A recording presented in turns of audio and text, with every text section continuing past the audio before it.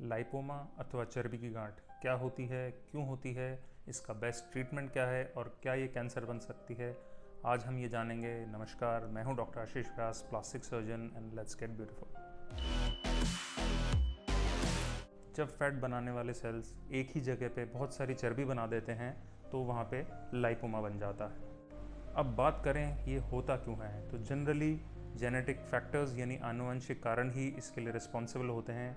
मगर जब भी हमारे शरीर पे कोई चोट लगती है तो भी वहाँ पे जो है लाइपोमा बन सकता है, क्योंकि उस जगह पे ऐसे फिजिकल व केमिकल चेंजेस होते हैं जिसके कारण वहाँ पे बहुत सारी चर्बी बन जाती है और वो एक लाइपोमा यानी गांठ का रूप ले लेती है। यही कारण होता है कि कभी भी जब लाइपोमा को हम बार बार छेड़ते हैं तो वहाँ पे माइक्रो ट्रॉमा होता है और उस ट्रॉमा के कारण जो है उस चर्बी की गांठ की साइज़ बढ़ जाती है। कितना कॉमन है ये, one of the most commonest tumours में से एक होता है। हर 1000 में से किसी एक व्यक्ति में ये पाया जाता है। ये कितने प्रकार का होता है? ये कई प्रकार का होता है। सबसे कॉमन होता है सोलिटरी लाइपोमा यानी एक सिंगल लाइपोमा। ये जनरली फीमेल्स में देखा जाता है और जनरली ट्रंक पे या पीठ पे ये पाया जाता है। दूसरा होता है फैमिलियल मल्टीपल लाइपोसिस। जैसा कि आप नाम से समझ सकते हैं ये फैमिलीज़ में होता है और मल्टीपल होता है। जनरली मेल्स में हाथों में मल्टीपल गांठें होती हैं जो कि लाइपोमा होती हैं। और भी बहुत सारी टाइप्स होती हैं जो कि रेयर होती हैं, जिसमें से एक है डिफ्यूज कंजेनिटल लाइपोमेटोसिस। इसमें बचपन में ही बहुत छोटे में ही आपको छोटे छोटे लाइपोमास होते हैं।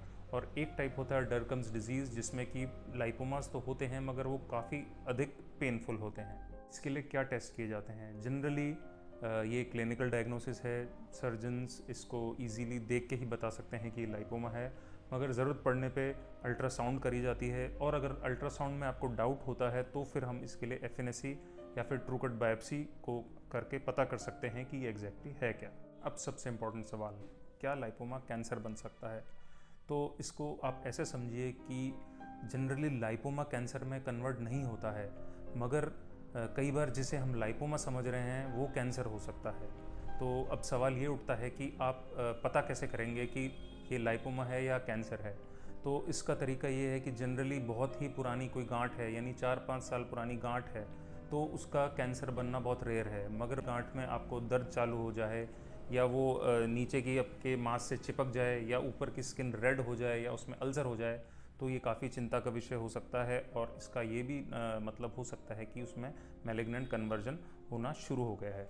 अब बात करें इसके ट्रीटमेंट की, तो जनरली मालिश से, ऑयल से या किसी तरह के लोशन से इसको ठीक नहीं किया जा सकता है। हाँ, ये बात ज़रूर है कि अगर आप एक्सरसाइज करते हैं तो इस ट्यूमर का साइज़ छोटा ज़रूर हो जाता है, मगर ये पूरी तरह से गायब नहीं हो सकता। बेस्ट ट्रीटमेंट क्या है? तो आप इसको वैसे छोड़ भी सकते हैं, मगर आप इसका इलाज कराना ही चाहते हैं तो सर्जरी ही एकमात्र इसके लिए ट्रीटमेंट ऑप्शन है। किन लाइपोमास को आपको ऑपरेट कराना चाहिए?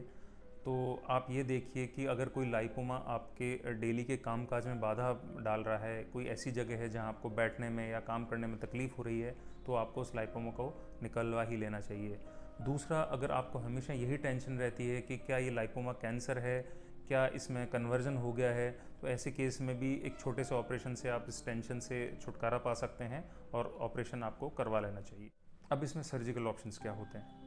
पहला, अगर बहुत ही छोटा 1 या 2 सेंटीमीटर का लाइपोमा है तो उसको एक छोटे से 3 या 4 mm के छेद से स्क्वीज़ करके निकाला जा सकता है, जैसा कि आप इस छोटे से वीडियो में देख सकते हैं या फिर लिंक में डिस्क्रिप्शन में देख सकते हैं। अगर लाइपोमा बड़ा है तो उसके लिए कई सारे ऑप्शंस हैं। एक ऑप्शन होता है लाइपोसक्शन। उसमें भी हम छोटे ही छेद से उस लाइपोमा को एक औजार द्वारा सक करके उसके सारे फैट को निकाल के और लाइपोमा को पूरी तरह से बाहर निकाल देते हैं। और एक ऑप्शन होता है सिंपल चीरे वाला, जो कि कॉमनली किया जाता है। इसमें एक सिंपल चीरे से लाइपोमा को बाहर निकाल दिया जाता है। क्या ये सर्जरी कॉम्प्लिकेटेड होती है? ये एक सिंपल सर्जरी है। रेयरली लाइपोमा अगर डीप हो, वो किसी नस के आसपास हो, तो ये सर्जरी थोड़ी सी टिपिकल हो जाती है। ऐसे केसेस में हमें सावधानीपूर्वक इस सर्जरी को करना पड़ता है, मगर अमूमन 90-95% केसेस में ये एक सिंपल सर्जरी होती है, जो कि लोकल सुन की सुई लगाने से ही सुन की सुई लगाकर ही इसको कर दिया जाता है। ऐसे केस में 1 या 2 दिन में पेशेंट डिस्चार्ज हो जाता है और वो हफ्ते भर बाद अपना सारा नॉर्मल रूटीन का काम कर सकता है। क्या ये दोबारा हो सकता है?